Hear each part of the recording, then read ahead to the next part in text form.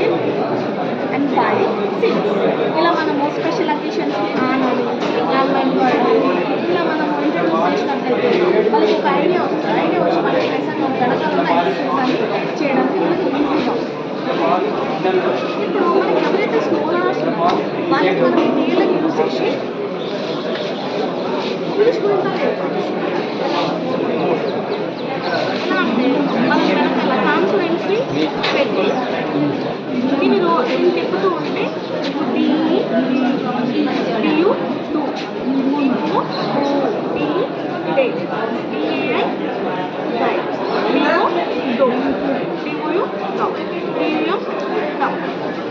ఇలా మనము ఆల్ కాన్సనెంట్స్కి సంబంధించిన గుణితాలనేవి నేర్పించవచ్చు. అలాగే వాటికి సంబంధించిన సౌండ్స్ కూడా మనకి దీంతో నేర్చుకోవచ్చు. ఈ టెన్స్ని యూజ్ చేసి మనము 3 టైప్స్ ఆఫ్ కంటిన్యూస్ సెంటెన్సెస్ని మేక్ చేయొచ్చు. ఏంటంటే past continuous tense, present continuous tense and future continuous tense. గ్రీన్లో అయితే ఉందో గ్రీన్ అన్ని ఫ్యూచర్, ఏదైతే ఆరెంజ్ కలర్లో ఉందో ఆరెంజ్ కలర్ అంతా పాస్ట్, ఆ పింక్లో ఉన్నది కూడా ప్రెజెంట్. ఇలా మనం ఎక్కడైతే చెప్పినట్లయితే your helping, I was dancing at the time, I was hopping. ఇలా సెంటెన్స్ మనము నంబర్ ఆఫ్ సెంటెన్సెస్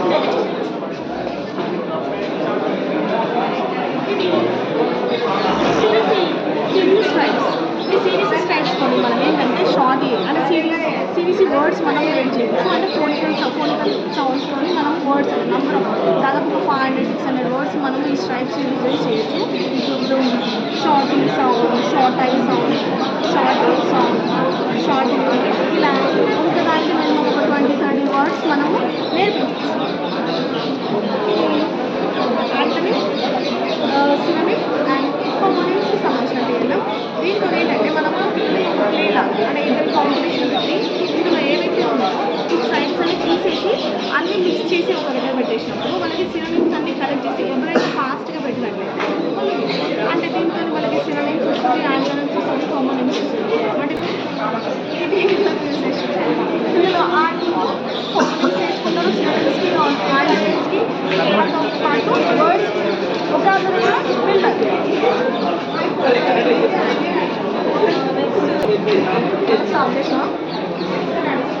దీని ఈ క్వశ్చన్ మీరు యూజ్ చేసి ఏం చేయొచ్చు అంటే మనము పిల్లల్లో దీంతో సెంటెన్స్ ఫార్మేషన్ ఎలా అయితే పాజిటివ్ సెంటెన్స్ చెప్తున్నామో దీంతో నెగిటివ్ సెంటెన్స్ కూడా మనము అంటే క్వశ్చన్ సెంటెన్స్ మనము నేర్పించవచ్చు. ఎలా అంటే ఇప్పుడు వాటర్ WH వర్డ్స్ వస్తాయి. WH వర్డ్స్ క్వశ్చనింగ్ సౌండ్స్ వాటికి మనకి ఇక్కడ ఏవైతే ఉన్నాయో వీటిని వీలు తిప్పినట్లయితే వాళ్ళకి క్వశ్చన్ని ఫామ్ చేయడానికి వస్తుంది. ప్లస్ ఇంకొకటి ఏంటంటే ఈ ఈజ్ ఉంది, ఈజ్ అనేది దేనికి యూజ్ అవుతుంది అంటే ఇందులో ఉన్న వర్డ్స్కి దేనికి మాత్రం యూజ్ అవుతుంది.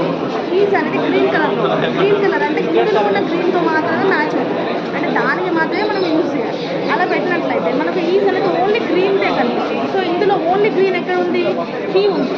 అంటే who is he, who is she, who is it, who is Ram, ఇలా క్వశ్చన్ అనుకోవచ్చు. ఇది గ్రీన్కి సంబంధించి.